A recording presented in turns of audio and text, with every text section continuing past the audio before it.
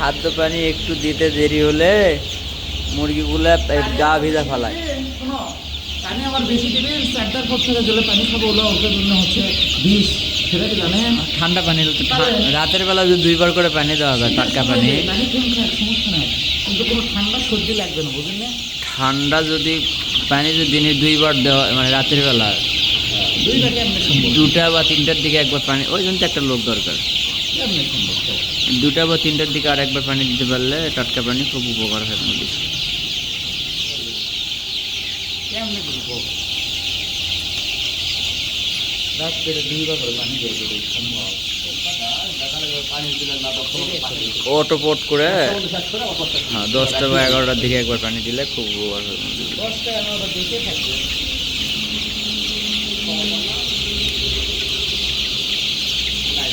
ভাই পানি খাওয়ার রুচি একটু দেরি হয়ে গেছে ভাই।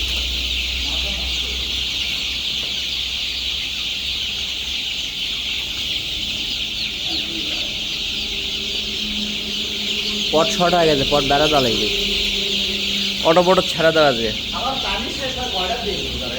পানি শেষ হয় 2টা থেকে। পানি শেষ হয় 2টা থেকে, এই জন্যই মুরগি এত ইয়া করে। শীতের সময় তো ব্যাপার লাগবে না। আর বড় হলে আবার পানি শেষ হলে মুরগি মুড়া যায়। দাও খাবার দিয়ে দাও, খাবার দিলে তার পানির উপরে টেনে কমে যাবে।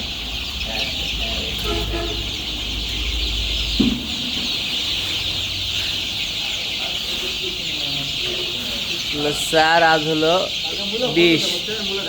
16 দিন মেয়েদি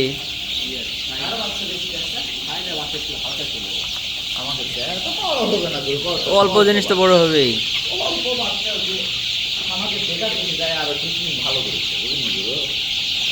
বাড়ির বউ হয়তো সারাদিন দেখিচ্ছে,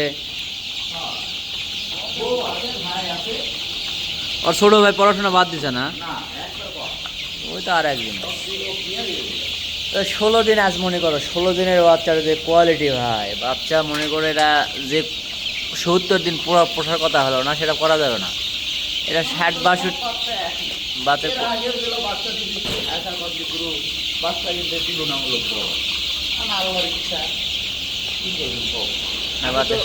খুব সিম্পল ভাবেই তাই। বাচ্চা পানি রে পানি পানি, আসলে পানি যত মুরগি খাবে তত মুরগির রোগ বালাই কম হয়, অনেক কম হয়। যত বেশি পানি খাবে তত রোগ বালাই কম। বিশেষ করে দিনের বেলা 4 বার পানি দিতে পারলে আরো বেশি ভালো।